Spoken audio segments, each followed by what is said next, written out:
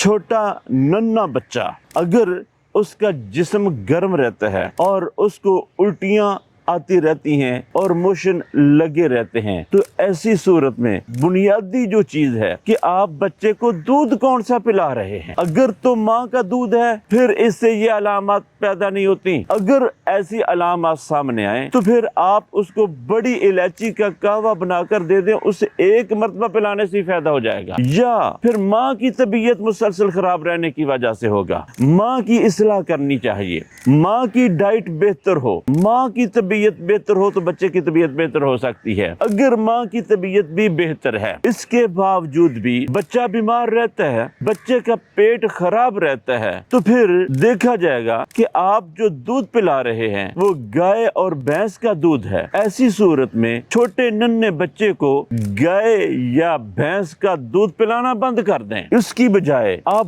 بکری کا دودھ تلاش کریں۔ بکری کا دودھ یہ اس بچے کو سوٹ کرے گا، اور اگر بکری کا دودھ بھی آپ کو میسر نہ ہو سکے تو پھر خشک دودھ جو عموماً بازار سے باکس میں ملتے ہیں، کوئی بھی اچھی کسی کمپنی کا آپ لے کر استعمال کر سکتے ہیں۔ اگر آپ بچے کے پیٹ کا علاج کرنا چاہتے ہیں تو آپ ادھر ادھر کی میڈیسن کی طرف نہ جائیں، بلکہ بچے کی ڈائٹ پر توجہ کریں، بچے کے دودھ پر توجہ دیں۔ بچے کی عادتوں کے مطابق اگر دودھ استعمال کروایا جائے گا تو نہ صرف بچے کا پیٹ بہتر رہے گا بلکہ بچے کی افزائش بھی اچھی ہونا شروع ہو جائے گی، بچے کی گروتھ بڑھے گی، بچہ موٹا تازہ ہو جائے گا انشاءاللہ۔